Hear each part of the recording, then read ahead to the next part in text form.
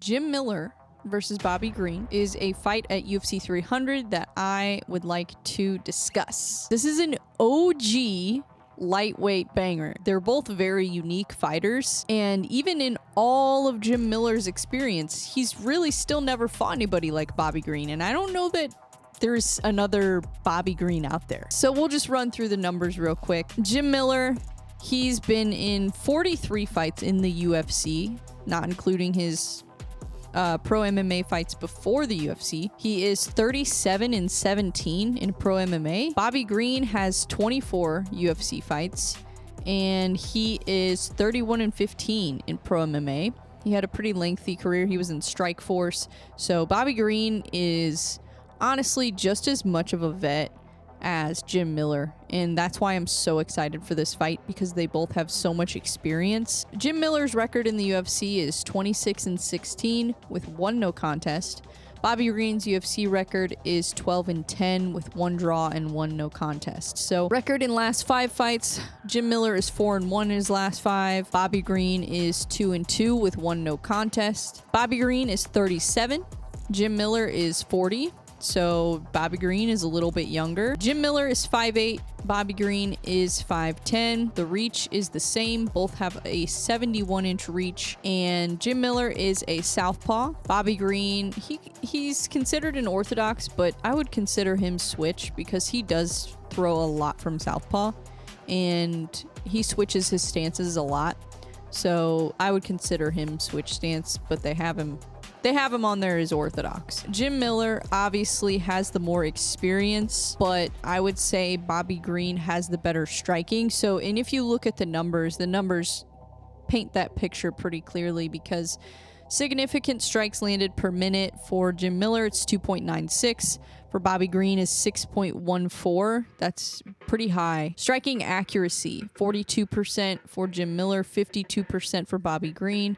Strikes absorbed per minute, 3.18 for Jim Miller, 3.74 for Bobby Green. Striking defense, 58% for Jim Miller, 62% for Bobby Green. So it's pretty clear that Bobby Green has the advantage in the striking. Not only looking at it on paper, but just watch him fight. I mean, it's pretty clear who has the better striking. I do think that Jim Miller has underrated striking, though. And when you have that much experience, you cannot make it in the UFC this long without having good striking.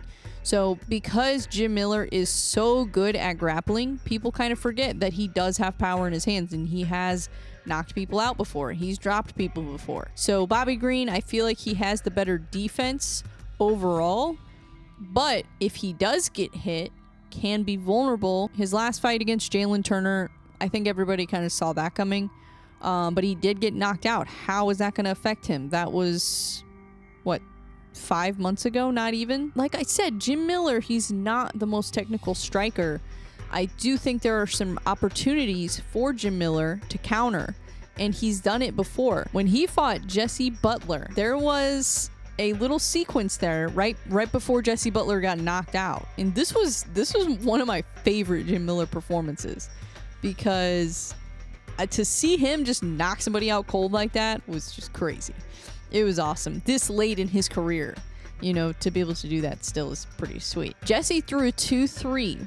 Keep in mind, Jim Miller is a southpaw, and he was fighting an orthodox fighter. Miller countered that first 2-3. He countered it with his 2. Jesse threw the exact same combination, a 3-2, and Jim Miller countered it again, and when he landed it, knocked Jesse Butler out. Now, is Bobby Green going to get dropped or knocked out by that same punch? I don't know, and that's the big question mark. Because I do think that Jim Miller has good counter-striking, just based on, he's improved so much in his career, too. Like, he's a fighter that's still getting better as he gets older. There are more opportunities for Jim Miller to win than people think. If you look at it, I think that Jim Miller has more ways to win than Bobby Green, but I would imagine Bobby Green would probably still be the favorite in this fight. Jim Miller isn't really known for his striking. Like I said, he's known for his grappling. First of all, he has an excellent guillotine. He's great off of his back. If you get caught in his guillotine, you're done. If Jim Miller gets a hold of your back, you're screwed. Or also, if he gets a guillotine, you're screwed. Honestly, I think Jim Miller has one of the best guillotines in the UFC. Like, seriously, go watch it. Go watch every single time he's gotten a guillotine. It's freaking awesome. So here's some things I've gathered about Bobby Green. One thing that I've noticed is that he does tend to struggle a little bit against southpaws, which is why I do think there is a potential for Jim Miller to catch him and potentially either drop him and then finish him on the ground, because Jim Miller has great ground and pound too. Just a couple things that I've noticed. Obviously, he fights with his hands down. I think everybody's aware of that. He's very heavy on the lead leg. And one thing I notice about Bobby Green is he kind of leads with his head a little bit. But it's interesting because he has such good defense. So you would think that, like, everything that Bobby Green does that you would think doesn't work, it works somehow. It's kind of confusing. But another thing about Bobby Green, he has a lot of explosive movements. He throws a lot of feints, but they're not like your typical kind of feint because he has his hands down. So it's not like when Sean O'Malley is throwing feints. It's not like that. It's much different. He's kind of just like moving. Like, you'll notice it when he fights. Like, he just kind of, he's constantly like, you know, moving. And it's very interesting. One thing about Bobby Green, and this is probably because he fights with his hands down, he has an excellent jab. His jab can do so much damage.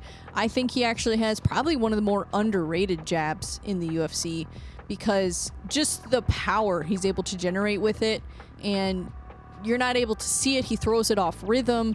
There's so many reasons why it works so well. And it's because his style is so unorthodox. It's so non-traditional. Another thing about Bobby Green, he's comfortable fighting backwards, and I think that makes him very dangerous. It also does kind of make him susceptible to counters, but I do think it makes him dangerous in a lot of aspects because he's not going to stop throwing just because he's backed up against the fence or just because you're pressuring him. He's still going to be throwing. He's comfortable fighting backwards. He's comfortable against the fence. So I think that's one thing to note about Bobby Green. He also has great head movement. He also switches stances a lot.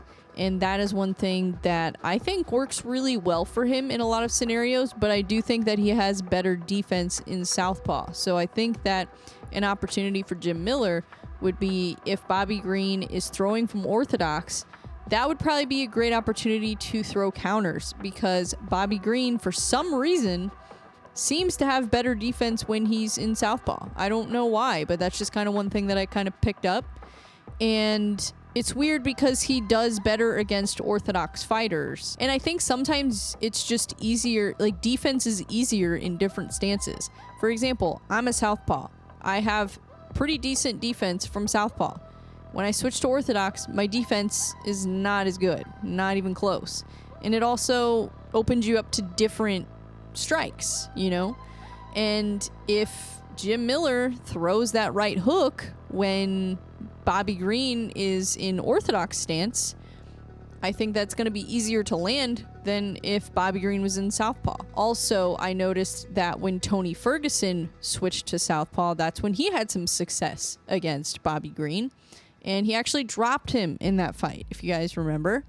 It was absolutely insane. I feel like nobody remembers that. Everybody's just like, oh, Tony Ferguson sucks. And it's like, dude, he dropped Bobby Green. You guys forget?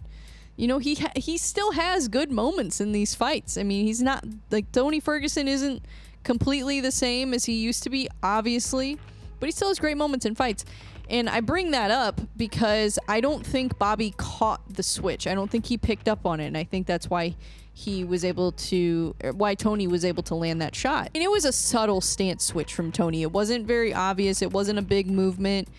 It was very subtle. So I think that's why it worked. And it was a right hand that Tony caught him with. If Bobby Green switches to orthodox, I think it makes him more vulnerable to that right hand.